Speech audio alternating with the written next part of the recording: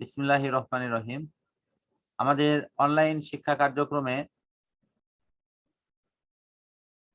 আমরা সকালে মিলিত হতে পেরে আল্লাহর শুকরিয়া আদায় করছি, আলহামদুলিল্লাহ। তো এই প্রোগ্রামে যারা অংশ নিচ্ছ তাদেরকেও শুভেচ্ছা জানাচ্ছি যে তোমরা সকালবেলা এখানে অংশ নিচ্ছ। তো সবশেষে আমরা গত ক্লাসে মাধ্যমিক শ্রেণীর পদার্থবিজ্ঞান এর আলোর প্রতিফলন অংশ নিয়ে আলোচনা প্রায় শেষ করে ফেলছি। সেখানে আমাদের এই অংশটা একটু বাকি আছে, যেটা আমরা এখানে আজকে আলোচনা করতে যাচ্ছি। তা হলো অবতল দর্পণের প্রধান অক্ষের ওপর 6টি অবস্থান আছে। এই 6টি অবস্থানে প্রতিবিম্বের অবস্থান, আকৃতি এবং প্রকৃতি, এই বিষয়গুলো আমাদের এখানে আলোচনায় আছে।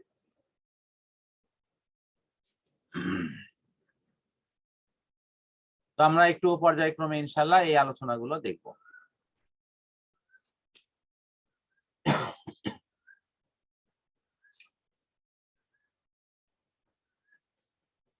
এখানে যে চিহ্নটি আমরা অঙ্কন করেছি এটি হলো তোমার অসীম। এই চিহ্নটা হলো অসীমের চিহ্ন।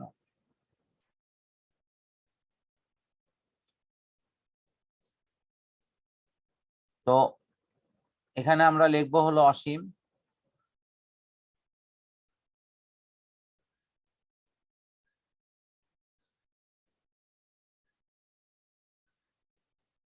তারপরে মাঝখানে যখন সি অক্ষর দিচ্ছি এটা হলো বক্রতার কেন্দ্র। এটা বক্রতার কেন্দ্র। স্যার, বক্রতার কেন্দ্র বলতে কি বোঝায়? বক্রতার কেন্দ্র কাকে বলে বলতে কি বোঝায়? আচ্ছা, পরে অ্যান্সার দিচ্ছি। এটা হলো ফোকাস বিন্দু, এফ দিয়ে লেখা হয়।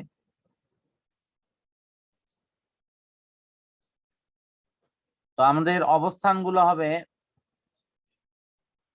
আমরা আগে প্রথমে প্রশ্নটি ঠিক করব যে একটা বস্তুর অবস্থান কতগুলো জায়গায় হতে পারে। একটা হলো 1 নম্বর অসীমে,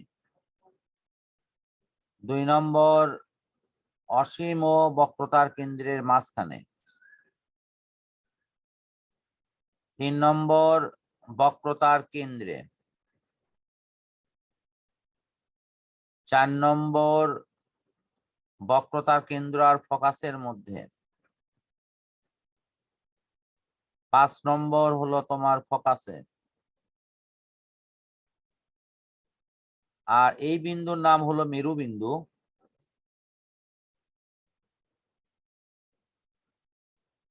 এটা হলো মেরু বিন্দু। 6 নম্বর অবস্থানটা হলো তোমার মেরু এবং ফোকাসের মধ্যে। এই এফ এর নাম হলো ফোকাস বা ফোকাস তল।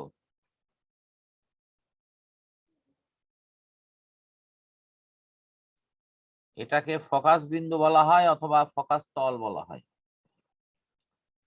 এই দুটি অবস্থান এখানে আমরা ইনশাআল্লাহ খুঁজে পাবো।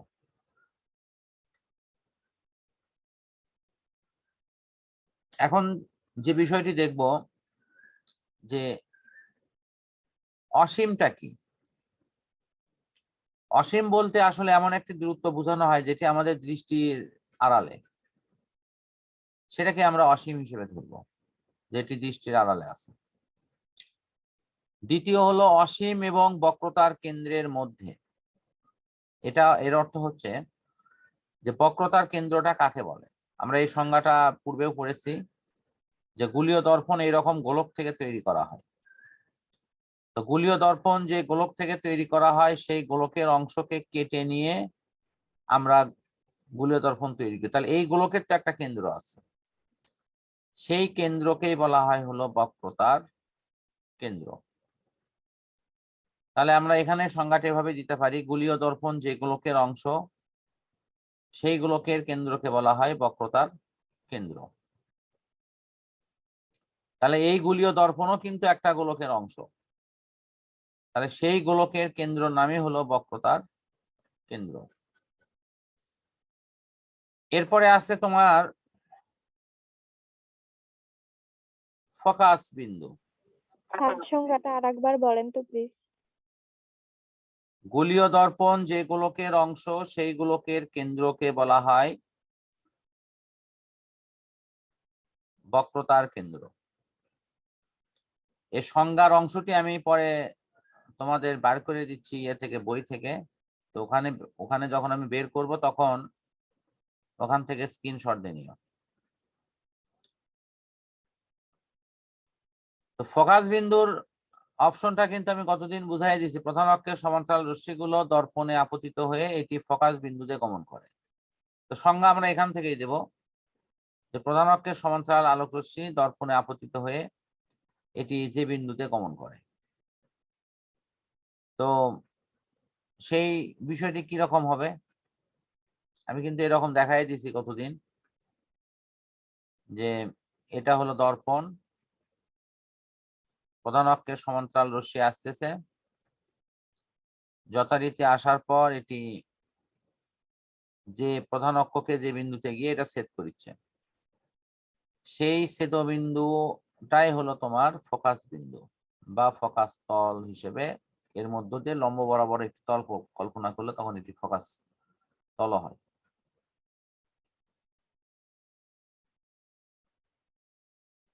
আমাদের ছবি আঁকানোর সময় একটা মারাত্মক ভুল কিন্তু সব সময়ই হয়, সেটা হলো তীর চিহ্ন দেওয়ার কথা মনে থাকে না। তোমাদের জ্যামিতিতে আমি পড়াচ্ছি তিনটা জিনিস, এটা আবার একটু মনে করে দিচ্ছি। রেখা, রেখাংশ এবং রশ্মি। যদি রেখা অঙ্কন করা হয় তাহলে এটি দুই দিকে তোমার তীর চিহ্ন হবে, মানে এর দুই দিকেই বাড়ান যাবে। যদি রশ্মি আঁকানো হয় তাহলে যে কোনো এক প্রান্ত সসীম আর এক প্রান্ত খালি বাড়বে, অথবা যদি এটা উল্টো দিকে যায় তাহলে এটা এই দিকে বাড়বে। অর্থাৎ রশ্মিটা যে কোনো একদিকে বাড়ে, আর এক দিকে বাড়ে না। রশ্মির এক প্রান্ত সসীম এবং অন্য প্রান্ত অসীম।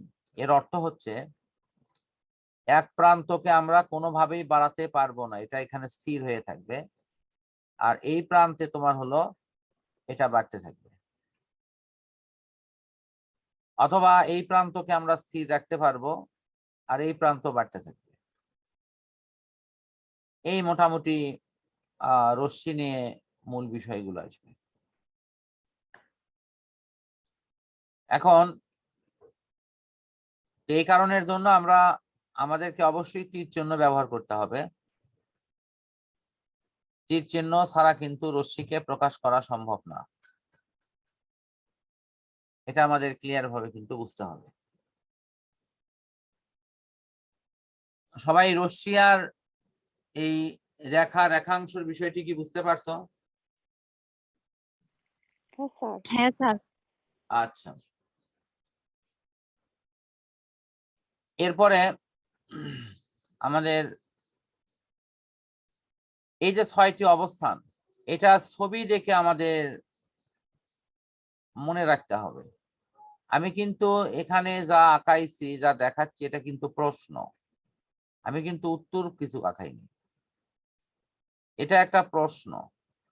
তোমাকে যদি বলা হয় যে অবতল দর্পণে প্রধান অক্ষের ওপর 6টি অবস্থান আছে, অবস্থানগুলো বলো তো, তখন তোমাকে কিন্তু এরকম বলতে হবে যে স্যার 1 নম্বর অবস্থান হলো অসীমে,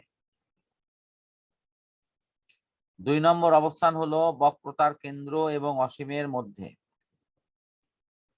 আমার সাথে একটু প্র্যাকটিস করো তো, দেখো মনে মনে যে অসীম ও বক্রতার কেন্দ্রের মধ্যে হলো 2 নম্বর।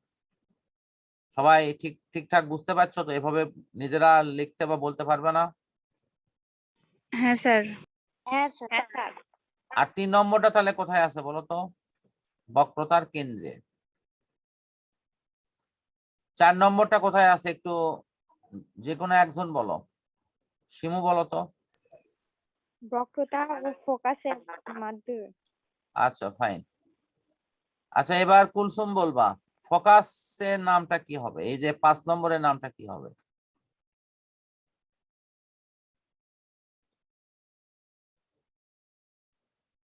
আচ্ছা, 5 নম্বরে কিন্তু একটা নির্দিষ্ট জায়গায় আছে, আমি বলেই দিছি উত্তরটা, ফোকাস বা ফোকাস তল।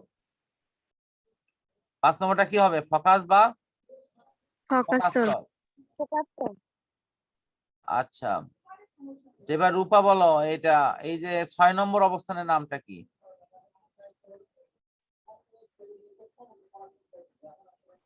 মেরু, মেরুবিন্দু। তোমরা একটু একটু ইয়েতে থাকো, আমি একটা স্যারকে একটু না। স্যার আপনার ছেলে কোন ক্লাসে পড়ে? আপনার ছেলে কোন ক্লাসে পড়ে? Class 2, school of the holy Quran. আচ্ছা, এখন তাহলে আমি একটু আরেকটা রিভিউ চাচ্ছি। 1 নম্বরের অবস্থানটা কি বলবো? অসীমে। অসীম। অসীমে। 2 নম্বরটা বলো তো মরিয়ম? অসীম ও বক্র কেন্দ্রের মাঝখানে। বক্রতার কেন্দ্রের মাঝখানে। রাবিয়া কি ক্লাস করছে না? ও বেড়াতে না গেছে। স্যার। আচ্ছা, 3 নম্বরের অবস্থান এবার শিমু বলো, 3 নম্বরটা কোথায়?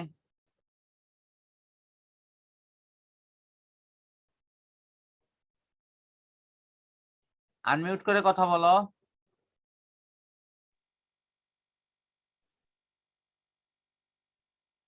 শিমু কি আমার কথা শুনতে পাচ্ছ?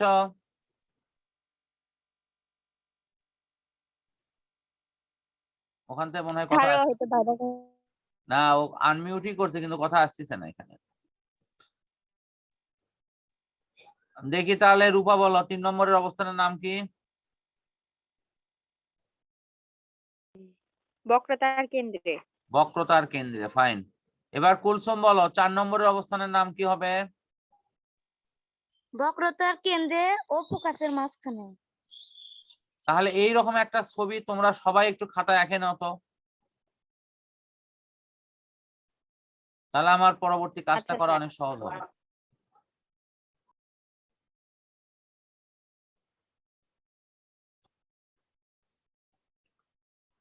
আমরা এরপরে অংশে